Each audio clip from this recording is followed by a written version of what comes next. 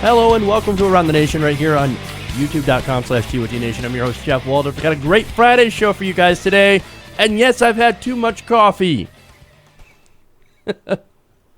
It's a great day when you have a good caffeine buzz going on, which means we got a lot of stuff to cover, and we're going to cover it in depth. We've got a lot of great stories for you today. We've got a lot of good stuff that we want to talk about. Plus, I'm super excited for the Patreon AMA, the Patreon-only AMA that we're going to have later on tonight, 7 p.m. Eastern. If you haven't seen it already, 7 p.m. Eastern right here. You go through patreon.com/TYTNation. You sign in. We're going to have a link inside of Patreon that's going to take you to YouTube. I know it's a weird way to do it, but it's going to be an unlisted stream because I only want it to be for you guys. As a way to thank you for supporting Around the Nation through Patreon. So I appreciate that.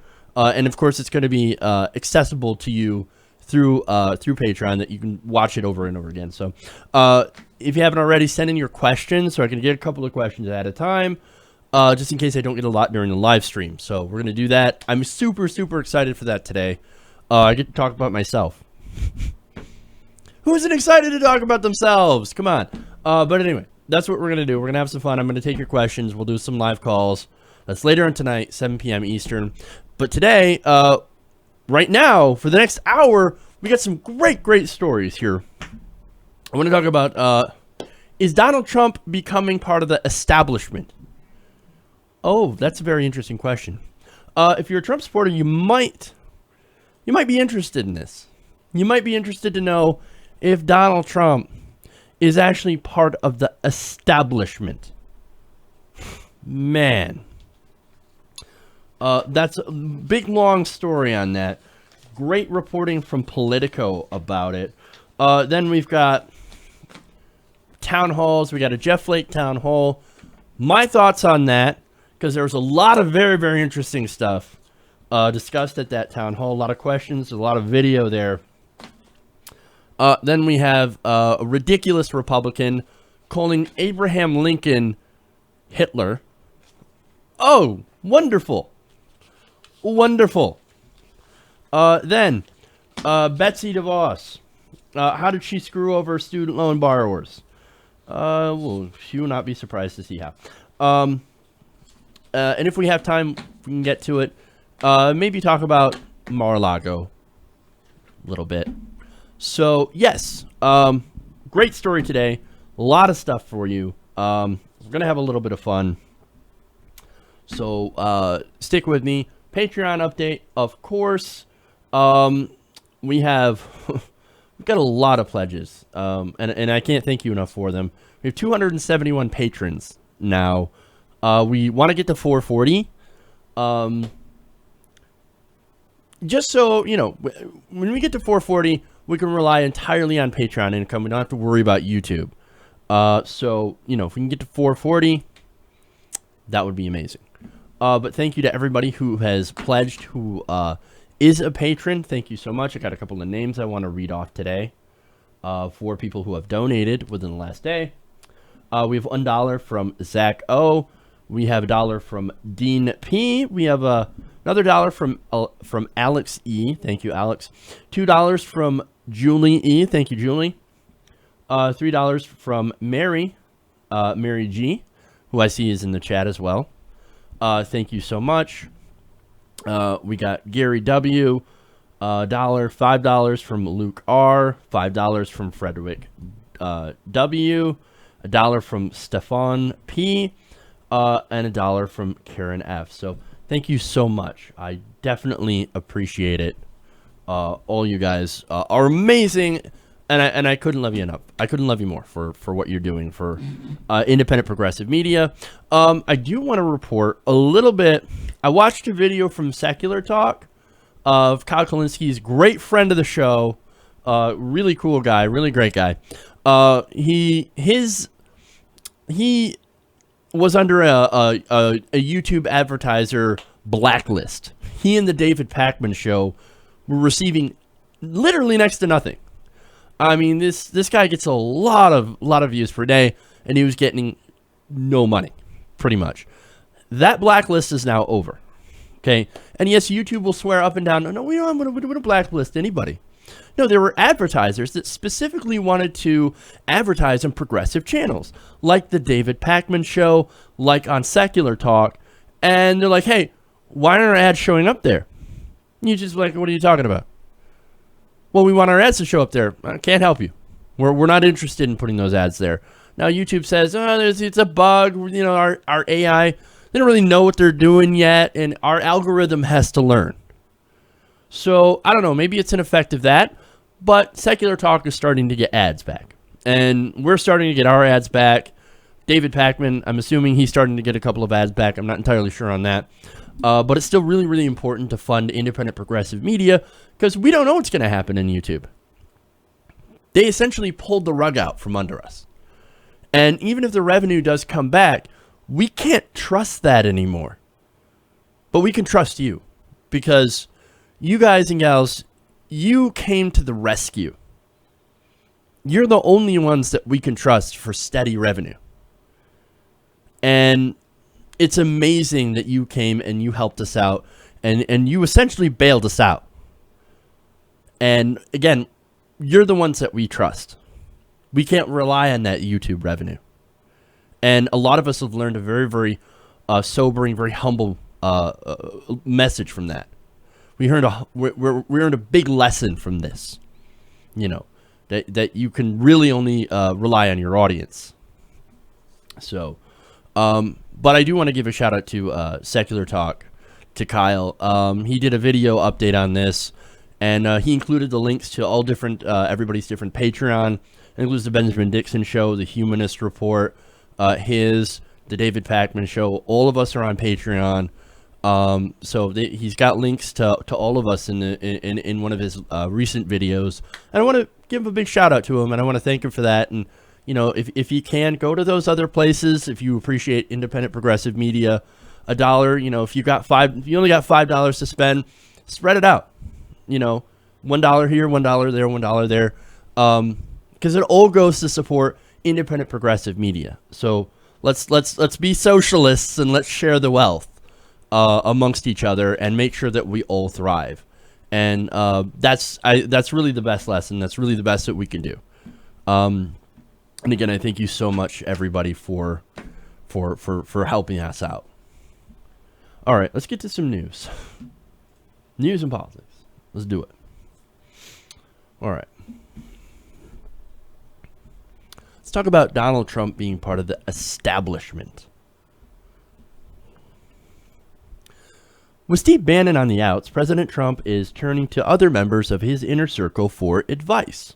Now, other members being, of course, members of the establishment, the Republican political establishment. For example, his new best friend, Stephen Schwartzman. Now, Stephen Schwartzman is a Wall Street titan. This is Politico. And according to them, he has recently taken on a new informal job. That job being counselor to the president. Now, Politico writes, the CEO of Blackstone Group, who has known Donald Trump for years, has become so close to the president that the two sometimes talk several times a week, covering everything from Chinese trade to tax policy to immigration. Now, here's a good example of that. He mentioned immigration. Well, let's talk about immigration. White House and New York business officials say that Schwartzman had been critical to the Trump keeping the Deferred Action for Childhood Arrivals program. Now, that's known as DACA, or that's the Dreamers program, okay?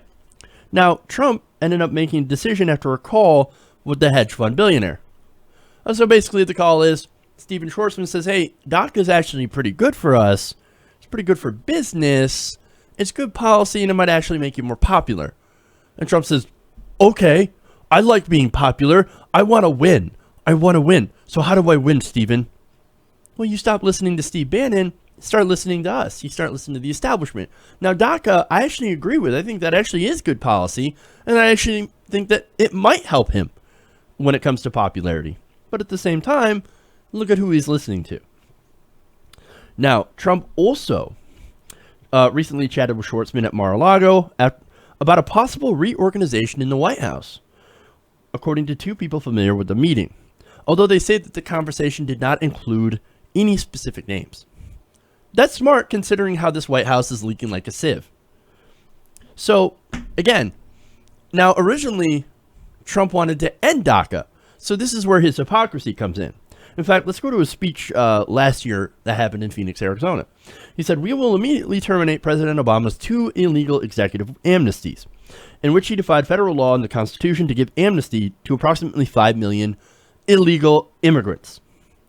Now, one of those amnesties, so-called amnesties, is DACA. Oops. Now, again, I think it's good policy. I support that. But a lot of Trump supporters do not support that. Now, another thing that Trump supporters are not exactly in favor of is the Republican establishment. I know, because I'm also against the Republican establishment. I'm against the establishment, Republican and Democrat. So, now, on that, Politico writes, Schwartzman's growing influence in Trump's circle is welcome news to New York business leaders and moderate Republicans, who want the president to abandon his nationalist positions and embrace a more non-ideological White House amid lagging poll ratings and infighting dominating the West Wing.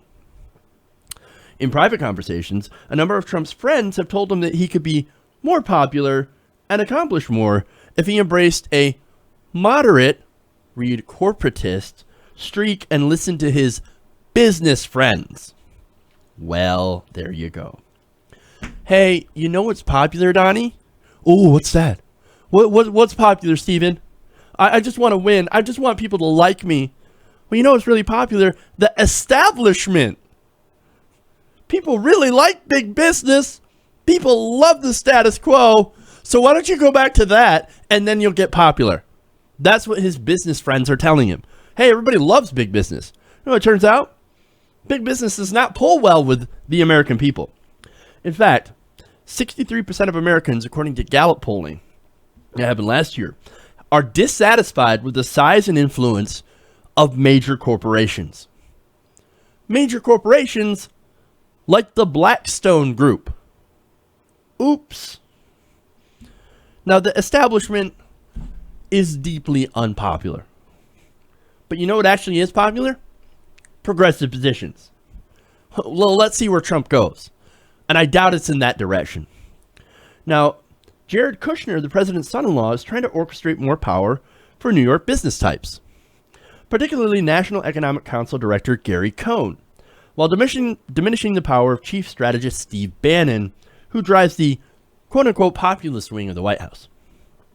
Now, look, we've talked about Bannon before. We talked about what he really believes.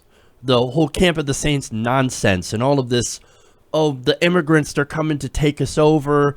We got to fight against that.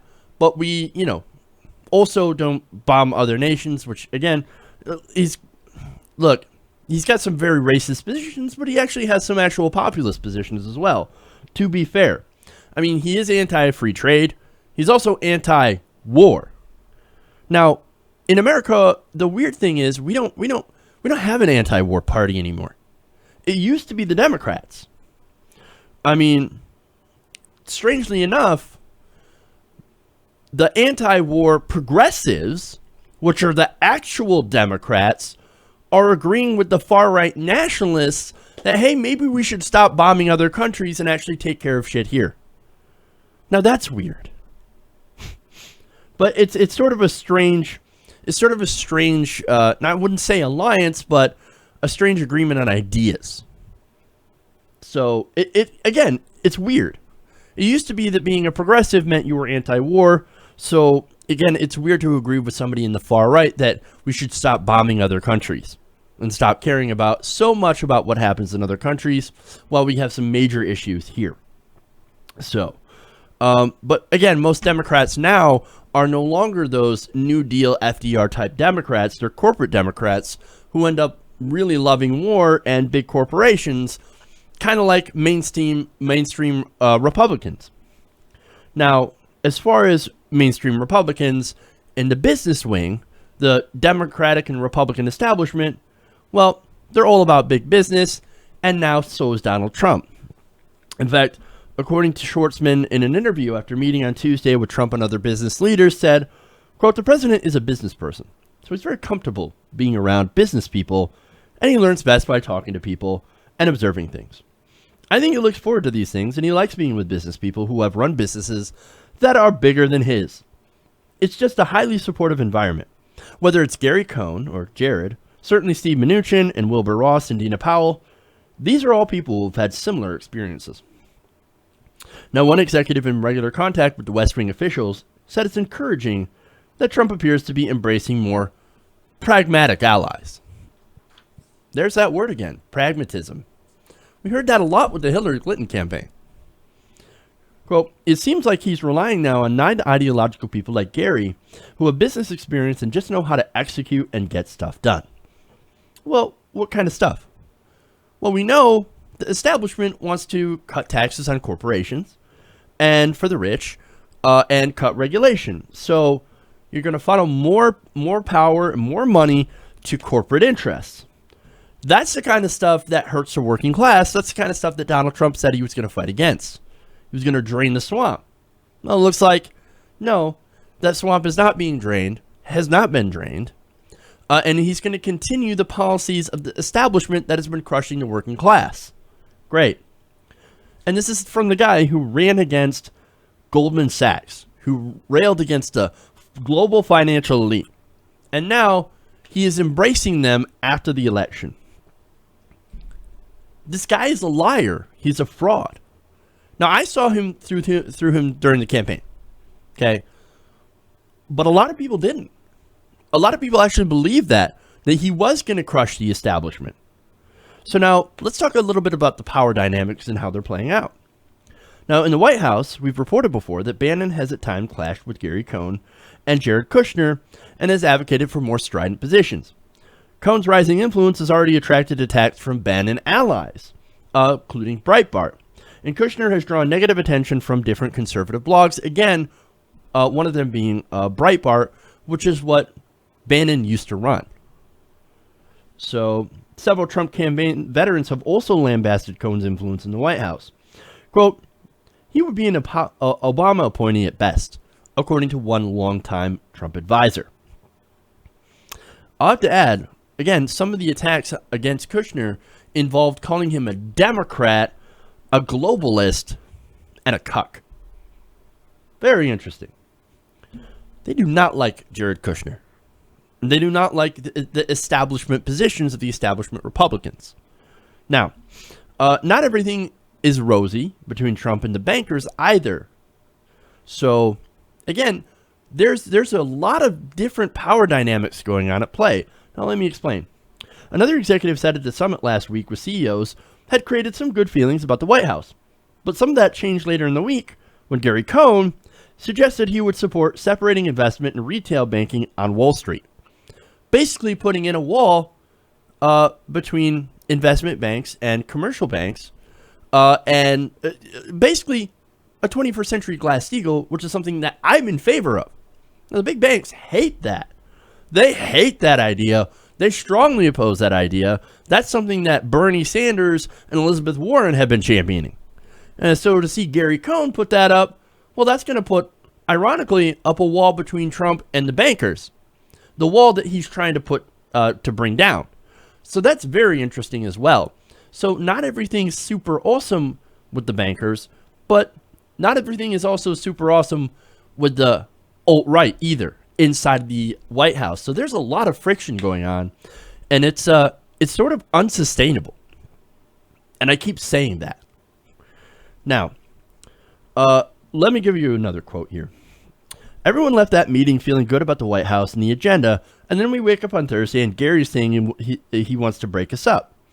According to the executive, it could be that he sort of backed into it because it was in the Republican platform and that nothing will happen with it, but it still bothered people. That's a pretty likely scenario. Oh yeah, it's in there and it plays really well because most of the American people don't like it that the banks can right now gamble with our money. Well, they don't like that idea. So it's very popular putting up a Glass-Steagall, a 21st century Glass-Steagall. So back into it, well, it is a popular position, plays well to the American people. We're not actually going to do anything about it. And we can blame the Freedom Caucus or we can blame somebody else for it. Okay. But it is funny to see them, well, even though it might not pass, that still bothered us. Like, ooh, we don't like it when you attempt to try to even talk about regulating us. Ooh, how dare you? Ooh, oh, no. We don't like that at all. We're bothered. Sad. Look, again, I don't see anything happening, especially since all these other people are former Goldman Sachs guys. But again, that conversation seems to be happening anyway, which I guess might be a positive. Now, the executive also said it was too soon to suggest that Trump would really back away from ripping up existing trade deals or slapping tariffs on Mexico, China, or other nations the president views as unfair competitors. Trade in this administration is very complicated, and there are so many players with different agendas jockeying for position. And it's all about who Donald Trump trusts the most. And so, and also I think it has a lot to do with what these people do for Donald Trump and how it helps him. If somebody comes up with an idea that's actually popular with the American people, a policy position that Trump actually adopts, and he gets credit for it, well, then he's going to trust that advisor more, because it's all about, to him, it's all about winning. It's all about optics. Still, corporate executives who have attended White House meetings said that they are becoming increasingly confident that Cohen, along with Kushner and senior White House advisor Dina Powell, all former Goldman Sachs executives, have for the moment at least neutralized Trump's more aggressively nationalistic advisors, including Bannon and Stephen Miller. Cohen has become Trump's preferred advisor as of late, several people say, as Bannon has faded. And some business leaders are convinced the White House will change or, quote, look totally different in 6 months, according to another business executive. So goodbye nationalist populist Trump. Here comes establishment Trump. The new establishment starting to look a lot like the old establishment, with big businesses that are in charge, and then, of course, an increase of focus on war.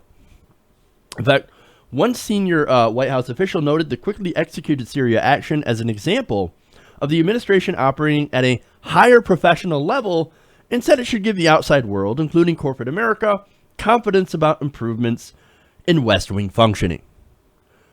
So, again, the establishment loves war. And here's Donald Trump first attacking Syria and then dropping a 22,000 ton bomb on Afghanistan. And here's the media going, "Oh my God, look, he is so presidential. Look at this guy. He is now a president. He has attacked somebody. So presidential." Apparently, that's the bar. That's how low the bar here is in America. And yet, until Donald Trump attacked somebody, he was not hitting that bar. Sad. Now, at there are other issues too. At a recent meeting with the New York CEOs, Cohen signaled that he would be in charge of infrastructure and tax reform, reassuring sign to these leaders, and told them the White House had much in common with Wall Street and real estate developers. He also said that the White House wouldn't impose a tax on corporate jets, including one that they flew down on. Stephen Mnuchin, the Treasury Secretary and a former Goldman banker, is also working on taxes, along with Craig Phillips, a former BlackRock executive and a registered Democrat. Now, more than a dozen aides spent hours last week with the CEO group, which included Schwartzman and Citigroup's Michael Corbett, promising them common ground on infrastructure, tax reform, and charter schools. Several said that they were worried about meeting with Trump, who they consider is unpredictable. But Cohen told the group that there was agreement on much of their agenda, and that he was their point man. "We know who Gary is," according to one executive. Now, Trump also at the meeting called the CEOs killers and my friends, which I assume killer tends to mean good. Catherine Wild headed the Partnership for New York City, a lobbying group that brought the delegation to the White House in the first place, said, it, quote, "It was a reassuring meeting.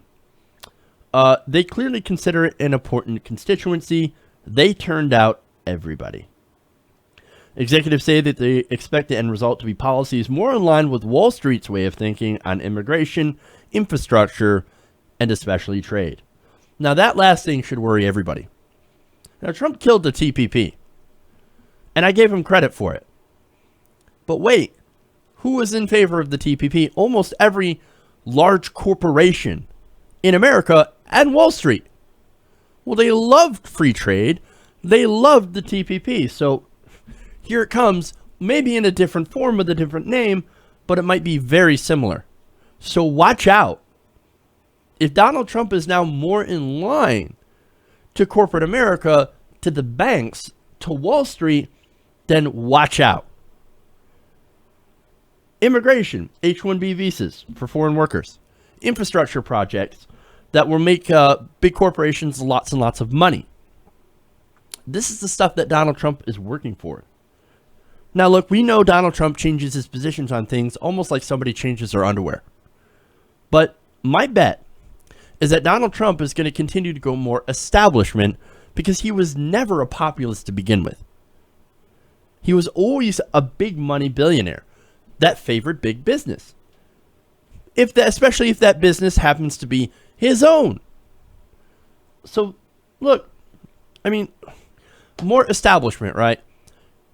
Even the media is starting to like him, especially after those strikes in Syria. You had Brian Williams out there saying, oh my God, what a beautiful strike. Everybody's saying that he looks so much more presidential. They're now lauding him. So the media loves him now. And the establishment is starting to love him. And you know what happens when you give a narcissist praise? Well, they're going to go in that direction. They're going to do more of that. Trump is going to do more war. He's going to do more attacks. He's already sailing ships up to North Korea, saying, oh, we might do a preemptive strike on North Korea. No, that's a bad idea. That's a terrible idea. What are you doing? Well, he's going where the praise is pushing him towards, and that happens to be establishment policies and war. Come on. Who did you think you were voting for? You were voting for a con man. And you were conned if you voted for Donald Trump thinking that he was anti-establishment. And now because of this, we're going to get even more right-wing establishment positions. The only person that could have stopped this was Bernie Sanders. And of course, we've went on that topic more than enough, I would think, for you to know where I stand. Bernie Sanders should have been president right now. That's all I can say. Look, if Donald Trump really wants to be popular, he should not be going in an establishment position. No, if he wanted to be popular, he would just follow the will of the American people. Read a few polls and go, I want to do those policies. Those would include Medicare for all, breaking up the banks, taxing corporations more. Oh, that's never going to happen. Raising the minimum wage. But look, we know he's not going to do any of those things. We know. But the Democrats could. If they embraced New Deal Democrats like Bernie Sanders, Nina Turner, John Fetterman, Sam Ronan, and the entire stable of new progressives, which aren't actually new at all, they're actually just going back to the New Deal. They're going back to being original Democrats before Bill Clinton came and fucked it up. Before he turned them all into centrist corporatists. Those were who progressives were. That's who the Democratic Party used to be. And we're not like that. If they turn and embrace what being a Democrat really was supposed to be, or if we're successful at ousting those who are not real Democrats. Progressives are the real Democrats. So if we kick out all the neoliberals and take over the party, well, that we could do these policies and we could actually win because we have the American people on our side. And they do not. And the Republicans do not. Look, the conditions that allowed Trump to win under Trump are not going to change. They're just not going to change. Progressives have a wonderful opportunity to regain power in order to, and then to enact real change. They're the only ones that can do that. And we're the only ones that can help them. So if you do want real change, then get the neoliberals out and get real progressives in. And I can almost guarantee that we could win and retake the government. Okay. That was a long segment. All right. Let's have some fun. Let's watch videos from Town Hall. on the Republicans. No. Now, Republicans are continuing to face rowdy town halls where constituents are basically there to yell at them for doing a terrible job. Now, on Thursday, Arizona Senator Jeff Flake became the latest Republican in a long line of politicians to basically go and get yelled at a town hall. That are very, very upset at some of the things that they've done and some of the priorities of the Trump administration. Now, some of the questions, and I want to show you videos of this, were about healthcare, science, climate change, just a range of different actual questions. And I do want to show you some of those. So let's start out with a really fun one. Let's talk about science.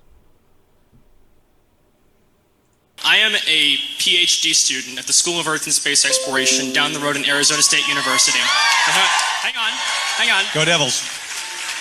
In that capacity, I conduct scientific research supporting planetary science missions funded by NASA and thus am a direct beneficiary of federal government grants funding scientific research. Your office, for the last several years, has published a document called the Waste Book, in which you, among other things, cherry pick out a handful of scientific studies funded with federal tax dollars, pull them out of context, reducing them to facile absurdity, and proclaiming, oh my goodness, look at this waste! We shouldn't be funding research on dinosaurs' vocal cords with our tax dollars, despite the fact that actually, yeah, that's kind of cool. The overall result of this is furthering the hostility towards the scientific community seen in the government. We have the president's budget, as already previously mentioned by the previous questioner, eliminating cuts to the NIH, EPA, FDA, NOAA, and others. But you also have representatives like Relar Smith from Texas holding witch hunts of scientists just because they do climate change research. And you... So my question to you, will you oppose the attacks on scientists made by your colleagues on the Hill and put greater rigor into this waste book if you insist on continuing it to ensure these mistakes do not continue to happen? And if the answer to those is no, then answer this. Why is the work we do of so little value to you that you refuse to support and represent us?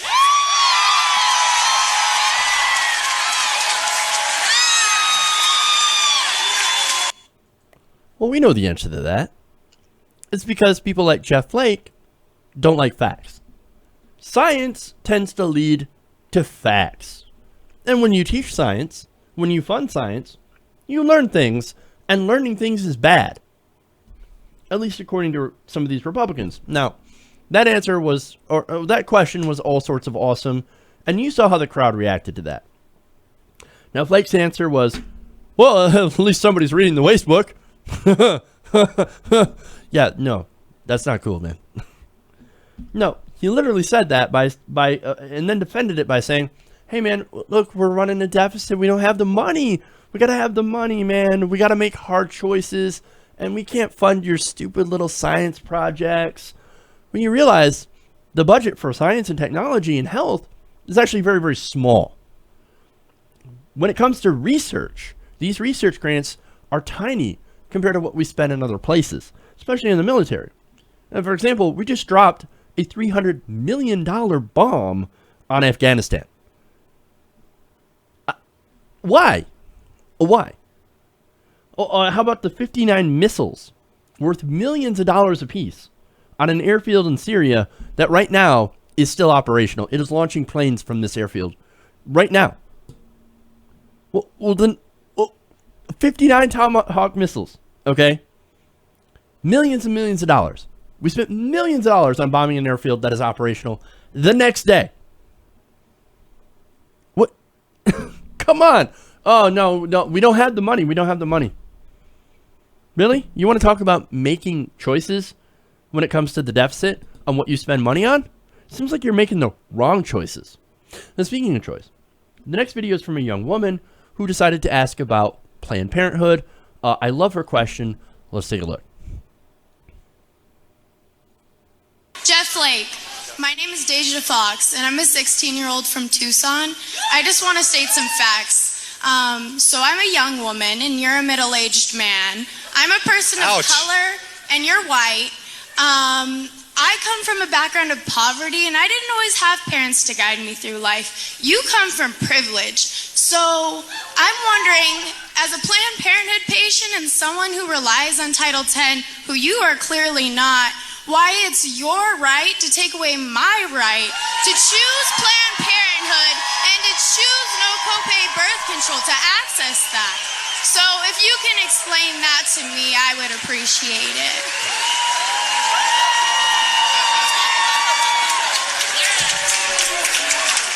Well, thank you. I'm glad to hear of my privileged childhood. I have a few of my sisters here. I'm one of 11 kids. I'm right in the middle of 11. I didn't grow up privileged. I paid for my college on my own, all my own. But I am fortunate. I am fortunate that I do have a wonderful job representing the state of Arizona, and I want to. Privilege comes in many forms. You bet it does, and I've had a lot of advantages that others haven't. And what I want is to make sure that everyone can realize the American dream that all of us have been successful at. So that's what I'm trying to do, and that's why I support the policies that I support. And if no copay birth control is helping me to be successful, to reach for higher education, and Planned Parenthood is doing that as well, why would you deny me the American dream?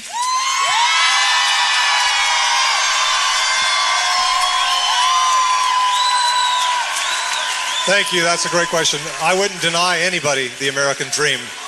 Then support Planned Parenthood. Thank you. No, thank you. I love that. No. Thank you. Oh. See, this is what gets me excited about young people. Because they actually know what's going on. They're actually connected, and they actually give a crap. That's awesome. I love these town halls. This is why I love town halls. Now, there's education. Let's talk about education. There's a nice, great question that was asked about Betsy DeVos, actually. And boy, people in Arizona at that town hall, they did not like Betsy DeVos.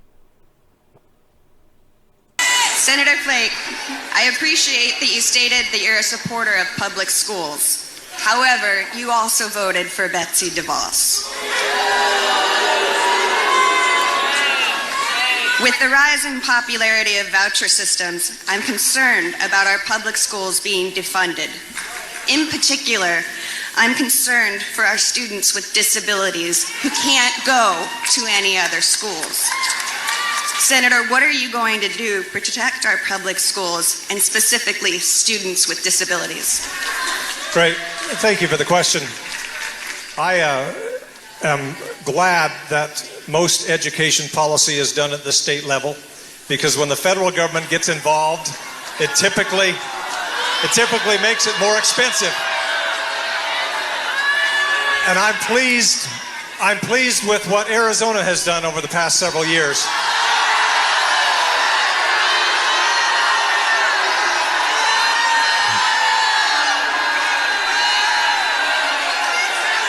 The public schools,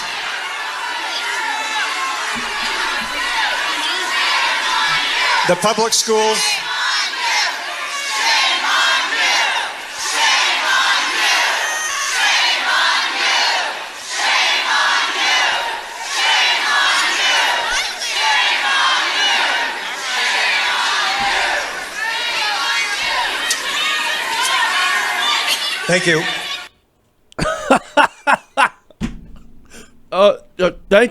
Thank you. No. They're saying shame on you. Shame on you. I mean, come on. He's like, thank you. I don't know what to say. Shame.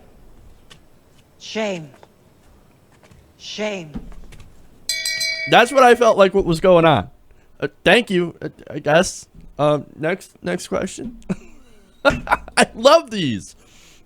I absolutely love seeing democracy in action. These people are asking great questions. They're awake. One great thing about the Trump presidency that has happened is that so many people now are awake. I felt like a lot of these people were asleep during the Obama administration. They weren't getting involved. And now they're involved in politics. They're going to town halls. They're showing people that, hey, we are pissed off. We want the system to change. We actually want better policy. In fact, I got a great example where they actually bring up, and I kid you not, they bring up single-payer health care. Mr. Flake, why is it that in Germany we have had a universal health care system since... Wait a minute! Since 1871, we have had a health... The majority of constituents that I speak with support a single-payer system. My question is, will you represent the people of Arizona and support single-payer, or are you going to continue to represent the health insurance industry? I love it! Single-payer. We're talking about single-payer in Arizona. Amazing. Look, these are regular voters. These are people that live in Arizona. There's a place where the Democrats don't even want to touch it. Ooh, the Arizona is too conservative, too conservative. No, they're talking about single-payer. You have people there that are saying, when are you going to side on our side against the insurance companies? You going to side for them, or are you going to side with us? You going to side with the people? Because you know what? We pay you. You're supposed to represent us, and we want single payer. Now, of course, he goes off and he says something like, oh, but no, I don't want to give up our free market health program. Oh, really? Yeah. You know why? Because you get paychecks from them. That's why. But look, these people, all they want is they want healthcare, they want good education, they don't want to cut science, they want to protect the environment, all this different stuff. And you know what that tells me? It tells me that it's time. It is time for progressive policies. Now here's where I get pissed off at the Democrats. What are the Democrats doing? Russia, Russia, Russia. That's what they're doing. Look, the problem here is that by focusing almost entirely on Russia, which I agree there should be an investigation into Russia, and there are some important things about it, but by focusing almost exclusively on Russia, you are missing an opportunity to talk about these things, these policies that Americans really want. You're missing an opportunity. You didn't hear any question. It's an hour and a half long. It's almost 2 hours long. That entire town hall, I'll have the link in the description. I will challenge anybody to find any question about Russia being asked by these constituents. They're not talking about that. You know what? You know what they're talking about? They're talking about, these people are talking about single payer. The Democrats are not. This is despite the fact that John Conyers recently introduced a bill, H.R. 676. 676, right? This is a Medicare for all. This is a single-payer bill that's been introduced in Congress. Who's talking about it? Nobody's talking about it. Nobody in corporate media. The Democrats aren't talking about it. You know who's talking about it? We are. Independent media. Nobody else is talking about this stuff. No. We're talking about Russia. In fact, there's a study about a study done from The Intercept, right, that found that Rachel Maddow, right, supposedly big progressive, right? No, she devoted over half of her coverage on her show for the past few weeks on Russia alone. Russia. Now look, Rachel Maddow, she used to do great work. She covered things like Flint. She covered the Republicans in Michigan, basically subverting democracy. I gave her a lot of credit. Now, what's she talking about? She's talking about Russia. She's not talking about single payer, an issue that she's supposed to be in favor of. No. Russia, Russia, Russia. We're going to talk about Russia and almost nothing else. Well, you don't win on fear-mongering about Russia. Again, these people, they're not concerned about this. They're not talking about Russian meddling. No. What they're talking about, they're talking about education. They're talking about healthcare. They're talking about Planned Parenthood.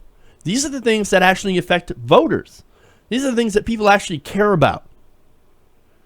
And these are because it's the issues that they care about. They don't care about Russia. But see, Democratic political hacks, they don't want to talk about these issues. Why? Because that means they'll actually have to do something about these issues.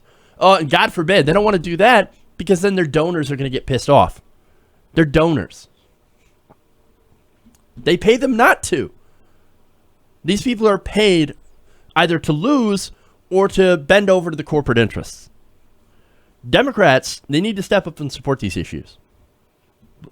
Or, if they don't, they got to move out of the way. Because Republicans like Jeff Flake certainly are not going to move out of the way. They are also owned lock, stock, and barrel by the corporate interest, by the health insurance industry. Republicans are the party of corporations, and the Democrats are not far behind. But see, those aren't real Democrats. We have this discussion about who's a real Democrat and who's not a real Democrat. Corporate Democrats are not real Democrats. Progressives are real Democrats. New Deal Democrats. FDR Democrats. Those are the real Democrats. The imposters are the people that came in, Bill Clinton, and changed the Democratic Party into the party of corporations. Those are not real Democrats. They need to get the hell out of the way to allow real progressives to take this country into the direction that this country actually wants to go. The stage is set for a political revolution. And if the Democratic Party does not change, if they bungle this, then they're pretty much over as a party. These are the issues that people care about. It's about time we start listening to the people and not the corporations. Okay.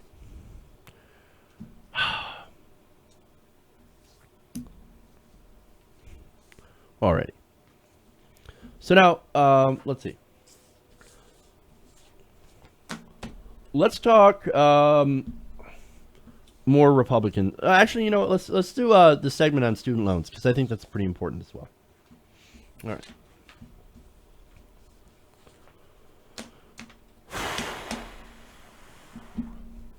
All right.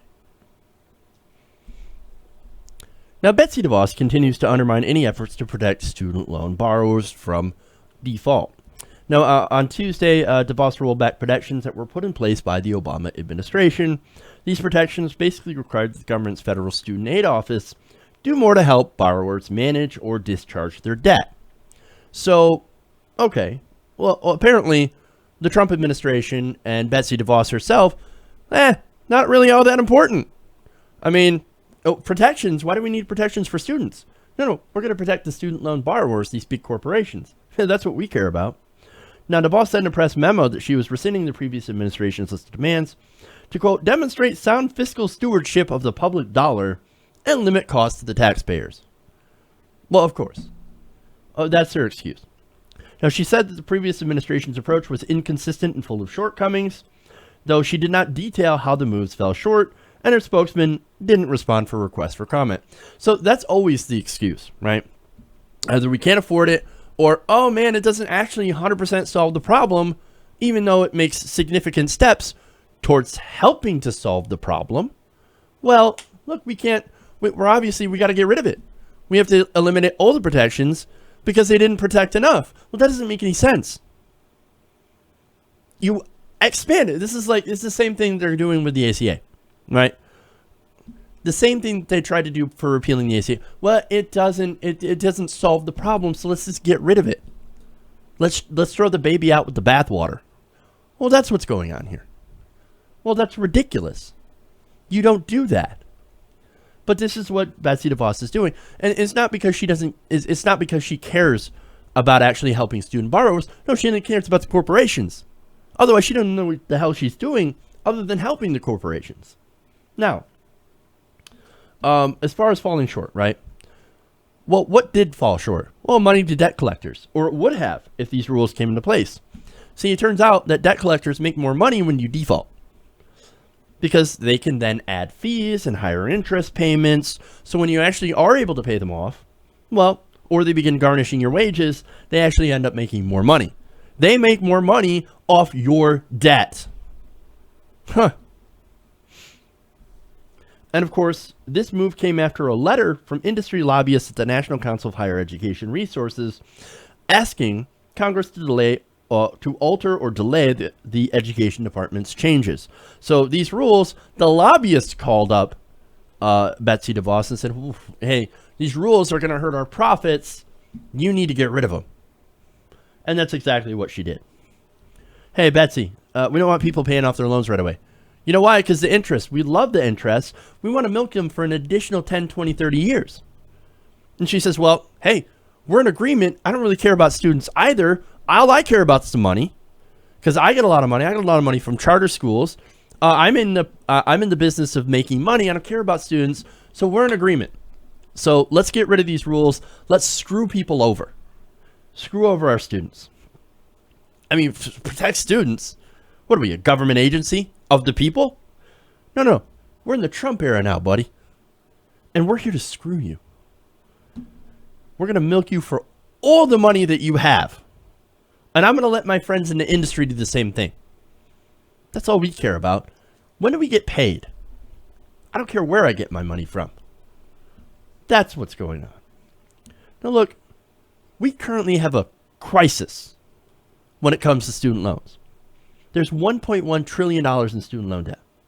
And you also have Navient, who used to be part of Sallie Mae. They're being sued for allegedly defrauding borrowers. Doing things like misplacing payments, extending loans.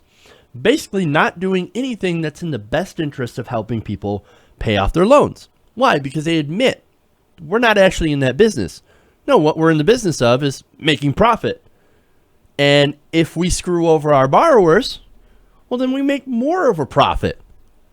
That because we're a business, we're a corporation. Now, look, the guidelines for Trump or for the Obama administration, they did not go far enough, in my opinion. I already mentioned that, but they did something. They were there. They were an attempt to try to do something to stem the tide of student loan defaults and of course to try to protect these borrowers, man. Because again, this debt is an albatross around your neck for your entire life. And no, they don't care. DeVos doesn't care. She's saying to her friends in the industry, hey man, I bought this seat to help you. I paid $200 million for this seat, and I'm here to help you so that I can get a return on my investment. Look, she's here to destroy education. And if she can make a few bucks while doing so, well, then why not? Look, everybody who cheered on the appointment of Betsy DeVos has obviously no stake in education or anything like that, in helping people get out of debt. The only stake that they have is how much money do we make from these students? How much money? So, look, and if you did support Betsy DeVos and you didn't expect this, you thought she was actually going to help you, well, I got a bridge to sell you. Add to the fact that she's deeply unqualified and shouldn't even have this position. Now she's using this position to roll back anything that might have actually helped student borrowers, making a situation that's already critical even worse. And unfortunately, this is what money buys in our incredibly broken political system. We've got to get the money out of politics. We've got to stop allowing people like Betsy DeVos you got to prevent them from buying their seats, man. And prevent these companies from making a killing off students that are just trying to get an education. Okay. Alrighty. So, let's do one more story here. We'll have a little fun. Sort of. I don't know. It's about somebody who seems to say some very questionable things. Now, a Republican lawmaker in North Carolina is under fire for saying questionable things on Facebook. Larry Pittman is a Republican representative from Concord, North Carolina. And basically, he was defending a bill that he filed on Tuesday that would essentially restore a ban on same-sex marriage in North Carolina. What are you doing, North Carolina? What's wrong with you? wasn't losing the governorship and millions of dollars in business with the NCAA and the NBA and all those the different companies that decided to pull out after you tried to ram this bathroom bill down everybody's throats. Wasn't that enough? Wasn't that enough? Wasn't that harmful enough to your state? Nope, apparently not.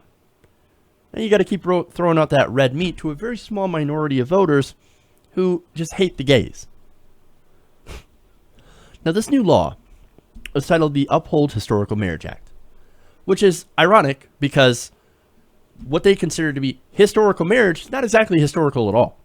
In fact, real historical marriage involved one man and many, many, many, many wives and concubines. But you know, they don't seem to remember that. Amazing. Now, this law argues that the Supreme Court ruling that legalized same-sex marriage exceeded the authority of the court relative to the decree of Almighty God, and that individual states should be allowed to make their own marriage laws.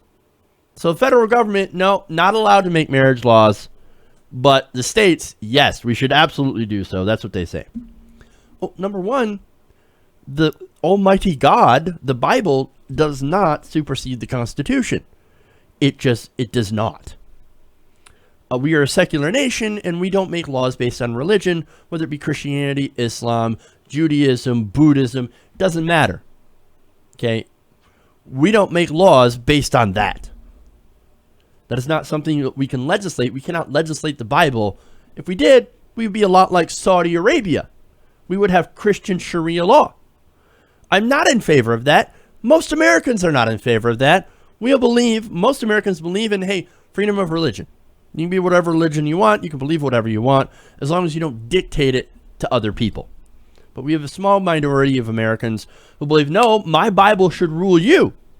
My religious texts should rule your life.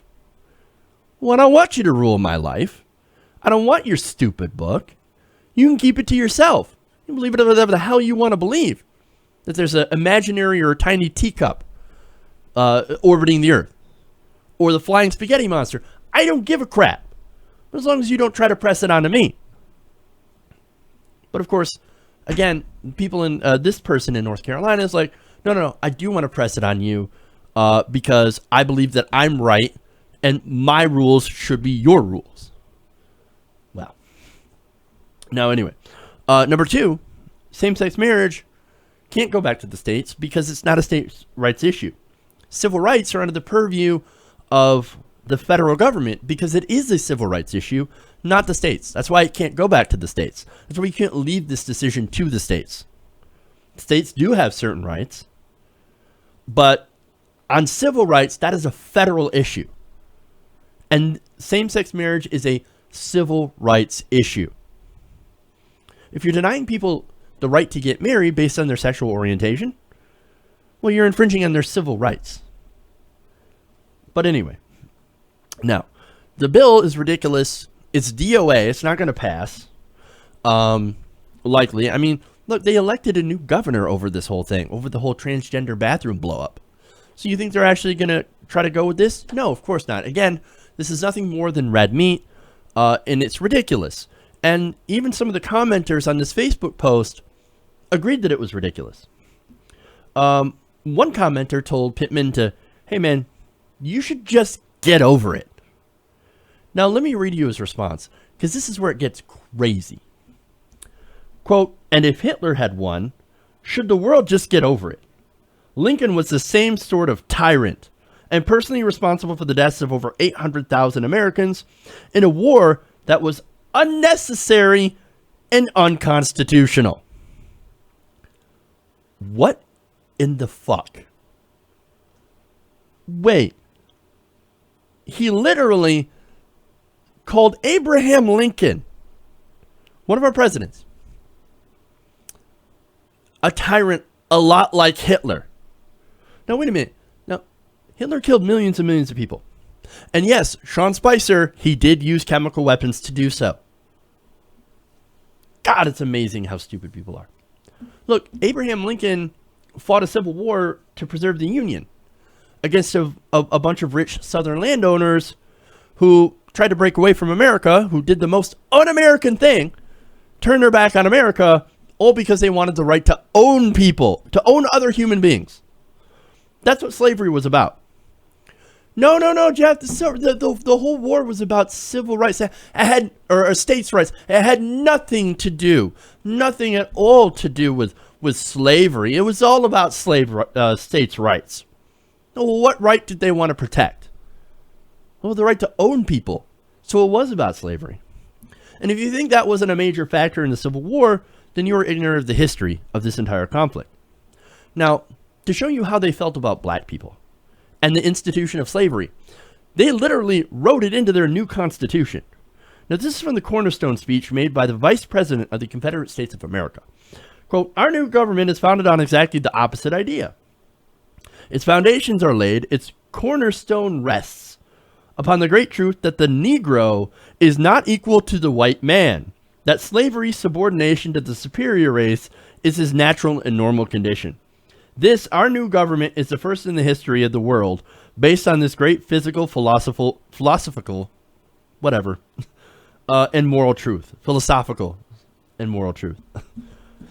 The opposite idea that he alludes to was the idea of America in which everybody is equal, or everybody's supposed to be equal. These guys were like, no. We don't believe in that. We actually think it's a great idea to own people and to subjugate people. We like getting free labor, so screw your equality. No, we're going to make our country a place where we can grossly mistreat other human beings. Own them, whip them, murder them, and make lots and lots of money off it. Did I mention rape them? That also happened a lot. And get a whole bunch of money off of it. Now, if you believe in this ideology, then you're a disgusting human being. Fighting a war to keep the Union together is different than, is not the same as being a dictator that was essentially trying to conquer all of Western Europe and Russia and using chemical weapons to try to do so, to try to ethnically cleanse an entire group of people.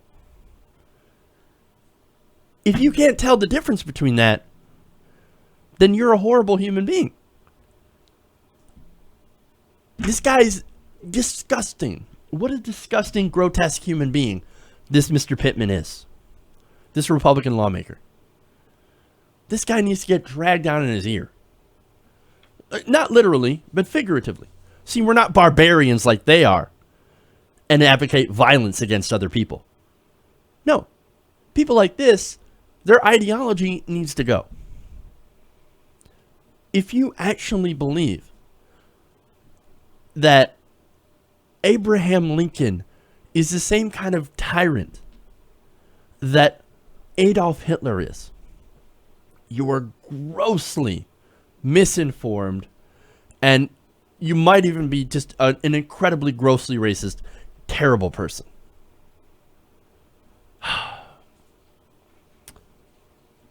And look, you know, Lincoln, the thing is not like, as far as Lincoln's concerned, he was more concerned about saving the Union. I understand that. This is not like a perfect comparison. But at the same time, owning people and killing millions and millions of people, this whole thing, incredibly complicated, but is definitely not what Mr. Pittman says.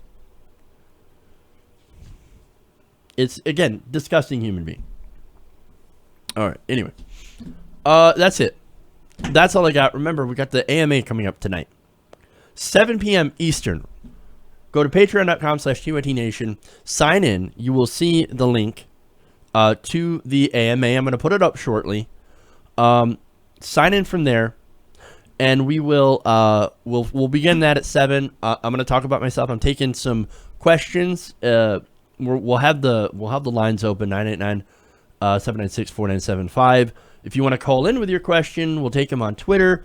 Tweet me at TYTNation, or you can message me on Patreon as well. And we'll take some questions, and you know we'll go for as long as we can. So for as long as you guys have good questions, we will keep the thing going. And this is, of course, for you guys. This is for the patrons, just to thank you for for actually doing this. So for supporting around the nation. But all right. Anyway, thank you so much. We'll see you guys tonight. For the rest of you, we'll see you this weekend. Or I'm sorry, we'll see you over the weekend, after the weekend, on Monday. Patreon.com/TYTNation. Love you guys. We'll see you later. And remember, change begins with you. Good night, TYT Nation.